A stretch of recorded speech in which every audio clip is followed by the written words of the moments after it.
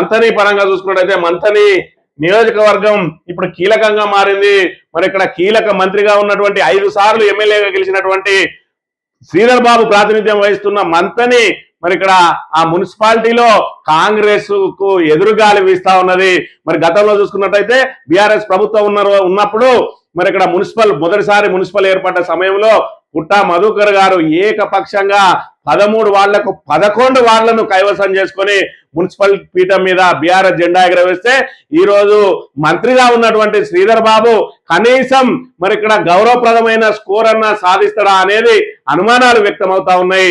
మరి ఇక్కడ పుట్టా మధుకర్ గారు ఏదైతే మంథని మీద ఆయన ప్రభావం ఆయన సతీమణి ప్రభావం ఏ విధంగా ఉన్నదంటే పుట్టా శైలజ గారు కనుక మున్సిపల్ చైర్పర్సన్ గా నిలబడ్డట్టయితే 13కు 13 గెలుచుకుంటాయని చెప్పి మరి ఇక్కడ పెద్ద ఎత్తున ప్రచారం జరిగింది. మరి ఇప్పుడు చూసుకున్నట్టయితే వాళ్ళిద్దరు ప్రచారంలో తిరిగినా చాలు ఖచ్చితంగా మరి ఇక్కడ 10కి పైగా స్థానాలు గెలుచుకుంటారని చెప్పి మంత్రిలో ఆల్రెడీ మరి ఇక్కడ ప్రచారం సాగుతా ఉన్నది. మరొకవైపు పుట్టా మధుకర్ గారు కేవలం అవినీతి రహిత పరిపాలనే మా ఎజెండా అని చెప్పి ఏదైతే మంత్రిని దోపిడీకి గురైతా ఉన్నదో మంత్రిలో గప్చు బండి నుంచి మొదలుకొని అపార్ట్మెంట్ ఇళ్ల వరకు ఎవరు ఇల్లు కట్టినా పర్మిషన్ కోసం అయినా ఏ విధంగా దోచుకుంటా ఉన్నారో ఆ దోపిడీకి అడ్డుకట్ట వేస్తా అని చెప్పి బీఆర్ఎస్ మీకు రక్షణగా ఉంటుందని చెప్పి గాంధీ చౌక్ వేదికగా మీటింగ్ పెట్టి చెప్పిండో ప్రజలందరూ కూడా మరి ఇక్కడ ఆలోచనలో పడ్డరు.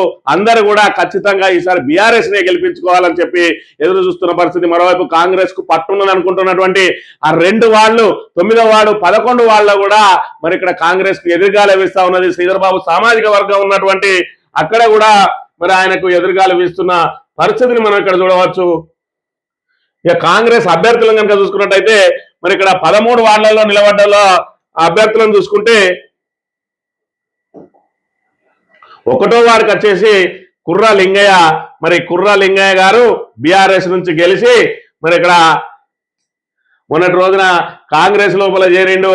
ఈయన కబ్జాదారుడిగా ఆల్రెడీ మరి ఆయనకు పేరున్నది. సాక్షాత్తు మంత్రి శ్రీధర్ బాబే ఆయన ఇంటిని కూల్చేసిన పరిస్థితి, కబ్జా చేసిండని చెప్పి 23 గుంటల భూమి కబ్జా చేసిండని చెప్పి ఆల్రెడీ కబ్జా కోరుగా ఆయనకు పేరున్నది. అయినా కూడా డబ్బులు ఉన్నాయని చెప్పి ఆయన వార్డుకు సంబంధం లేని శ్రీపాద కాలనీలో ఆయనకు టికెట్ ఇచ్చిండ్రు. ఇప్పటికే అక్కడ ఒక 6 గుంటలు కూడా ఆల్రెడీ కబ్జా చేసిండని పేరున్నది. మరి ఇక్కడ ఈ కబ్జా కోరుకు టికెట్ ఇచ్చిందని చెప్పి మరి ఏదైతే శ్రీపాద కాలనీ అని చెప్పి చెప్పబడుతున్నటువంటి పవర్ హౌస్ కాలనీలో ఇప్పటికే ఆయన మీద తీవ్రమైన వ్యతిరేకత ఉన్నది. అక్కడ చూసుకున్నట్టయితే బీఆర్ఎస్ అభ్యర్థి గెలుపు నల్లేరు మీద నడకనే ఉన్నది. ఇక్కడ నూకల్ కమల్ చూసుకున్నట్టయితే పుట్టా మధుకర్ గారి సొంత ఇంటి ఏరియా అది. మరి ఇక్కడ ఎరకలగూడెం అక్కడ పుట్టా మధుకర్ గారికి ఎదురే లేదు కాబట్టి 2వది వదిలేసుకున్న పరిస్థితి.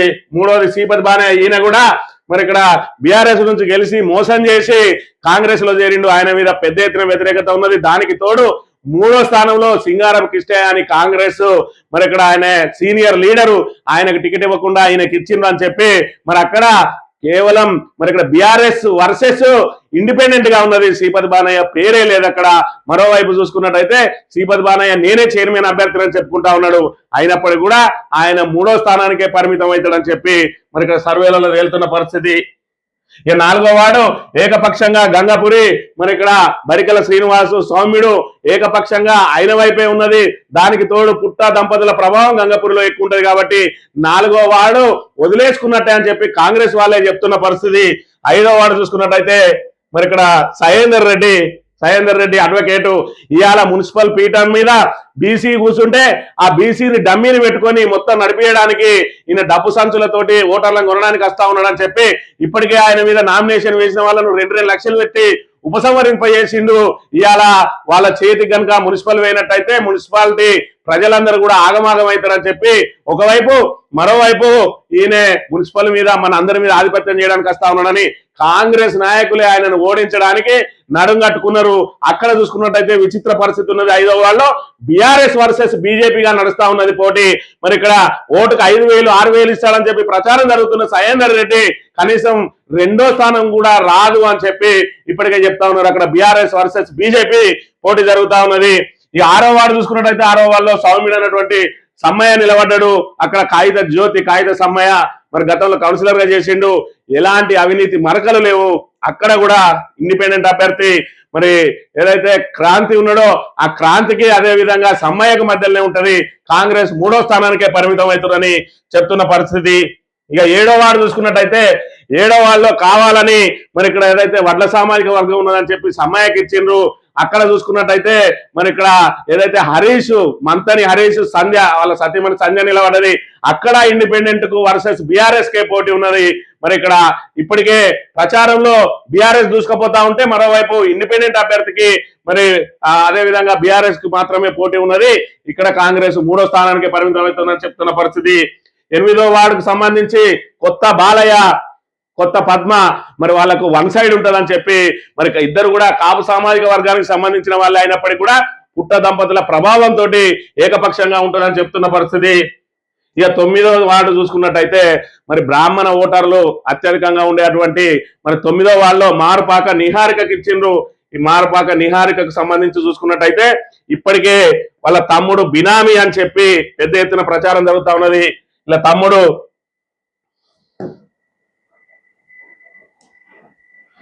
ఏదైతే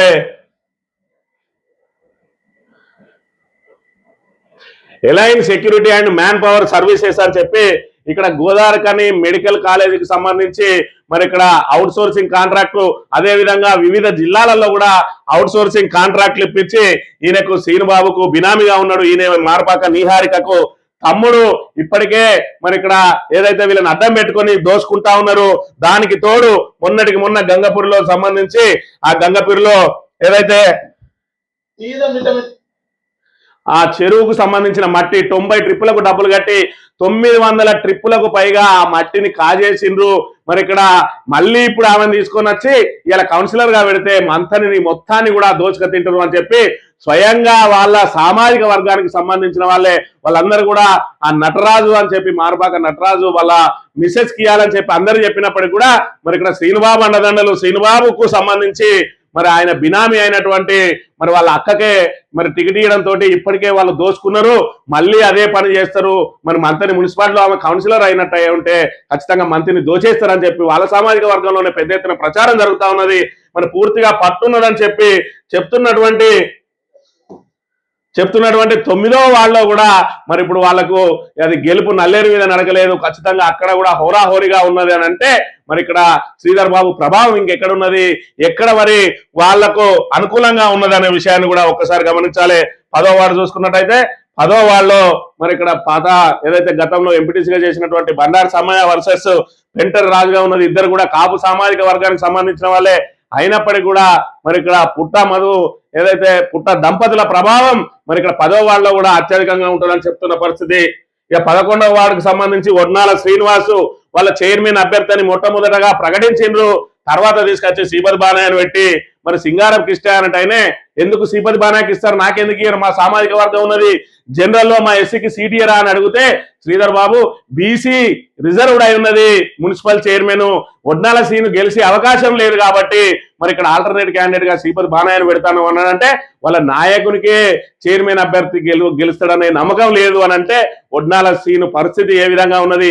దానికి తోడు వడ్నాల సీను ఓడగొట్టాలని స్వయంగా కాంగ్రెస్ నాయకులే మరి ఇక్కడ ప్రయత్నం చేస్తా ఉన్నారు. దానికి తోడు సహేందర్ రెడ్డి మరి ఏదైతే నేను వైస్ చైర్మన్ గా ఉంటా మరి నాకు ఏదైతే చదువురాని బానయ్య అయితేనే మరి మొత్తం నాది నడుతుందని చెప్పి బానయ్యను తెర మీదకి తీసుకొచ్చింది సహేందర్ రెడ్డి అని ఖచ్చితంగా వడ్నాల సీన్ను ఓడగొట్టడానికి ప్రయత్నం చేస్తా ఉన్నారని చెప్పి చెప్తున్న పరిస్థితిని కూడా మనం ఇక్కడ చూడవచ్చు.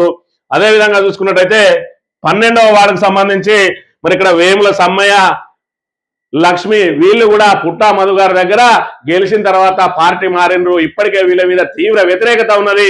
ఏది గెలిచే దానిలోకి పోయి మరి ఇక్కడ మీరు దోపిడీ కోసమే ఈ ప్రయత్నాలా అని చెప్పి మరి ఈ రకంగా వాళ్ళ మీద తీవ్రమైన వ్యతిరేకత ఉన్నది.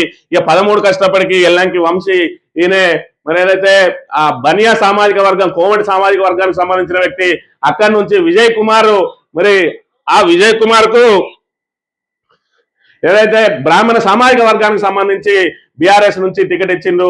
అక్కడ బ్రాహ్మణ సామాజిక వర్గం కూడా ఆలోచనలో పడ్డది. అంటే 9వ వార్డులో 13వ వార్డులో బ్రాహ్మణ సామాజిక వర్గం ఓట్లు కూడా పెద్ద ఎత్తున చీలబోతా ఉన్నాయి. మరి ఇక్కడ ఖచ్చితంగా గెలుస్తుంది అన్న ఒక్క సీటు కూడా ఇప్పుడు కాంగ్రెస్ చేతిలో లేదు అని అంటే శ్రీధర్ బాబుకు మున్సిపాలిటీలో ఏ విధంగా ఎదురుగాలి వీస్తా ఉన్నది చూడొచ్చు. 12వ వార్డులో పూదరి మరి ఇక్కడ సాగర్ లావణ్య వాళ్ళు యువకుడు గతంలో ఏదైతే విజయలక్ష్మి వేముల లక్ష్మి సమ్మయ్య వాళ్ళ గెలుపు కోసం కీలక పాత్ర పోషించినటువంటి పూదరి సాగర్ ఆయన ఏదైతే సమ్మయ్య పార్టీని విడిపోయిండో ఇప్పుడు ఆయన రంగంలోకి దిగిండు మరి ఈయన మీద ఏదైతే ఇప్పటికే ఓదంలో గెలిపిస్తే మల్లోదంలో వేయిందని చెప్పి ఒకవైపు కుర్రలింగయ్య మరోవైపు శ్రీపతి బానే మరోవైపు వేముల లక్ష్మి వీళ్ళను ఆల్రెడీ మరి ఇక్కడ ద్రోహులుగా చూస్తా ఉన్నారు మోసగాళ్ళుగా చూస్తా ఉన్నారు కాబట్టి ఈ ముగ్గురులో ఏ ఒక్కరు కూడా గెలిచే అవకాశం లేదు మరోవైపు చూసుకున్నట్టయితే 13 వాళ్లలో ఏ వాడు కూడా మేము ఖచ్చితంగా గెలుస్తామని చెప్పుకోలేకపోతా ఉన్నారు ఓటుకు 5-6 వేలు ఇస్తా అనుకున్నటువంటి మరి ఇక్కడ సయేందర్ రెడ్డి గాని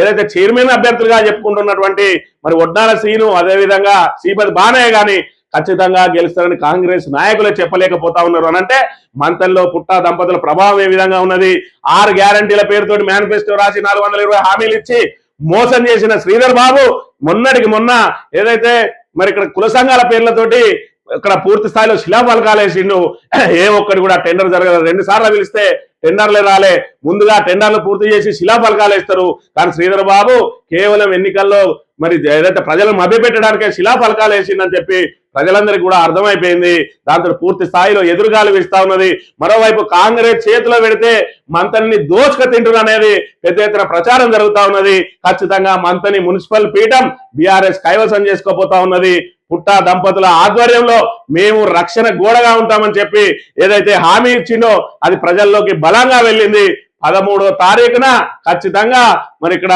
ఈ పురపోరులో 11 జరిగే పురపోరులో 13 ఫలితాలు బీఆర్ఎస్ కు అనుకూలంగా రాబోతా ఉన్నాయి